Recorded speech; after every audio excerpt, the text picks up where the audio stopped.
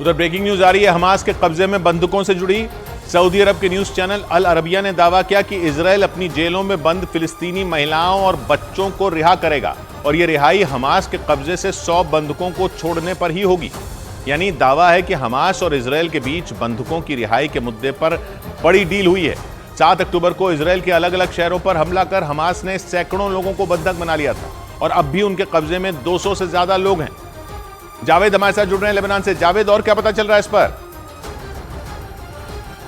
जी किशोर, देखिए अल अरबिया का ये बहुत बड़ा दावा है कि इजराइल और हमास के बीच एक बहुत बड़ी डील हुई है जिसमें 100 बंधकों को वो इजराइल छोड़ेगा। हमने वो तस्वीरें देखी कि किस तरीके से हमास के जो लड़ाके हैं वो बंधक बनाकर ले गए थे जब 7 अक्टूबर को हमला किया था, और उसके बदले में 100 बंधकों की रिहाई के बदले में जो इजराइल है वो फिलिस्तीन के बच्चे और महिलाओं को छोड़ेगा। देखिए लगातार ये डील चल रही थी और अभी हमने देखा था कि मोसाद और CIA की एक बैठक भी कतर में हुई थी जिसमें बंधकों को छोड़ने को लेकर लगातार बात हो रही थी। तो ऐसे में ये एक बहुत बड़ी खबर है और साथ ही वो डेवलपमेंट भी हमने देखे कि जब बेंयामिन नेतन्याहू के लगातार वो बयान भी आ रहे थे कि जब तक बंधकों को नहीं छोड़ा जाएगा तब तक गाजा में कोई सीज फायर नहीं होगा। ऐसे में ये जो अब खबर आई है वाकई बहुत बड़ी खबर है जी,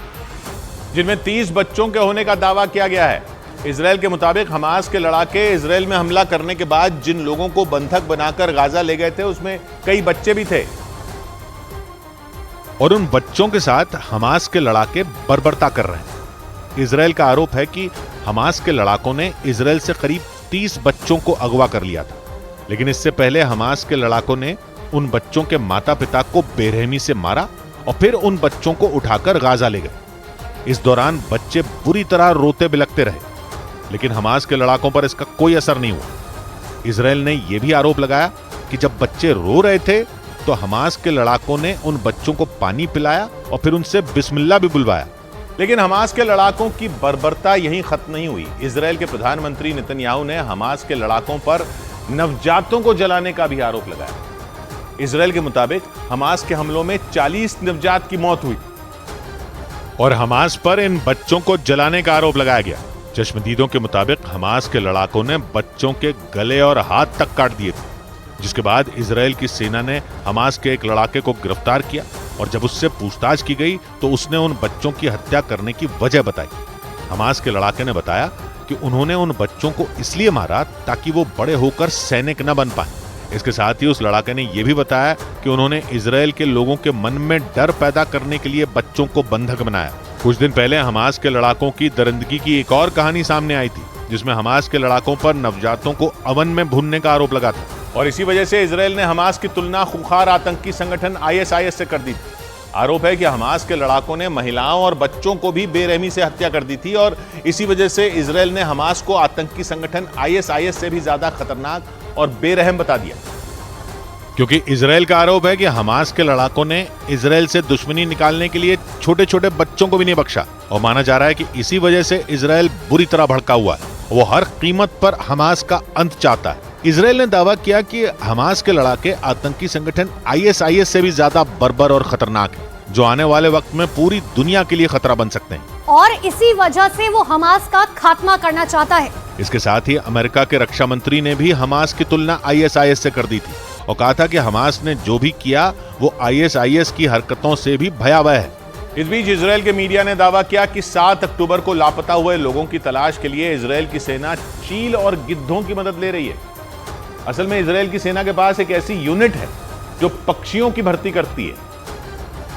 और उन पक्षियों के जरिए इजराइल की सेना जंग में लापता हुए सैनिकों की तलाश करती है। 7 अक्टूबर को हुए हमले में अब भी इजराइल के बहुत लोग लापता हैं, इसीलिए इजराइल की सेना उन प्रशिक्षित पक्षियों की मदद से उन लोगों की तलाश में जुटी है और इजराइल के मीडिया ने दावा किया कि इजराइल की सेना को इसमें काफी हद तक कामयाबी भी मिली और उन पक्षियों के डाटा के जरिए इजराइल की सेना को हमास के आतंकी हमले की जगह के आसपास से कई शव मिले। असल में इजराइल की सेना की एतन नाम की यूनिट मांस खाने वाले पक्षियों, चील और गिद्धों को पालती है और इस यूनिट पर लापता सैनिकों का पता लगाने का जिम्मा होता है। और ऐसा इसलिए क्योंकि हमले के 1 महीने बाद भी इजराइल के काफी लोग लापता, जिन्हें तलाशने का जिम्मा इजराइल की सेना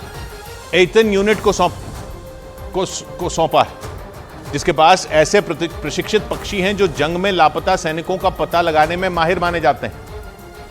और उम्मीद की गई कि 7 अक्टूबर को हुए हमले के बाद से जो लोग लापता हुए उन्हें एथन यूनिट के प्रशिक्षित पक्षी ढूंढ लेंगे, क्योंकि इजराइल पर हुए हमले को 1 महीने से ज्यादा का समय बीत चुका है और लापता लोगों के परिवारों ने इजराइल की सेना और सरकार के खिलाफ प्रदर्शन भी शुरू कर दिया, लेकिन अभी तक लापता लोगों के बारे में कोई जानकारी नहीं मिल सकी है, जिसकी वजह से इजराइल की सेना और पुलिस पर लापता लोगों को तलाश करने का दबाव बढ़ता ही जा रहा है। इजराइल के मीडिया के मुताबिक लापता लोगों की तलाश में आ रही मुश्किलों का हल तलाशने का आइडिया भी इजराइल की सेना को उसी एथन यूनिट के अधिकारियों ने ही दिया था, क्योंकि इस यूनिट में भर्ती पक्षी खोजी उपकरणों से लैस होते हैं और शवों का पता लगाने में माहिर माने जाते हैं। और यही वजह है कि ट्रैकिंग उपकरणों से लैस चील और गिद्ध जंग के बीच शवों की खोज करने में अहम भूमिका निभाते हैं। इसलिए इजराइल की सेना को उम्मीद है कि वो उनकी मदद से बहुत जल्द ही लापता हुए लोगों की तलाश पूरी कर लेगी। और हमास के हमले में लापता हुए लोगों के परिवारों के लिए भी ये बड़ी बात होगी। इजराइल के मीडिया ने दावा किया कि मांस खाने वाले इन गिद्धों और चीलों को इजराइल की सेना की एथन यूनिट ने इस तरह से प्रशिक्षित किया है कि वो युद्ध वाली जगहों पर मानव शवों की तलाश करने में माहिर हैं और पक्षियों पर लगे खोजी उपकरण उन जगहों की तस्वीरें यूनिट को भेजते हैं जहां वो पक्षी उड़ान भरते हैं और उसी डेटा के जरिए सेना उन इलाकों में शवों की तलाश करती है। इजराइल की मीडिया ने दावा किया कि 23 अक्टूबर को उनमें दुर्लभ प्रजाति की एक चील ने गाजा पट्टी के पास का डेटा भेजा था और उस डेटा के आधार पर जब इजराइल की सेना ने वहां तलाश की तो उन्हें 4 शव मिले।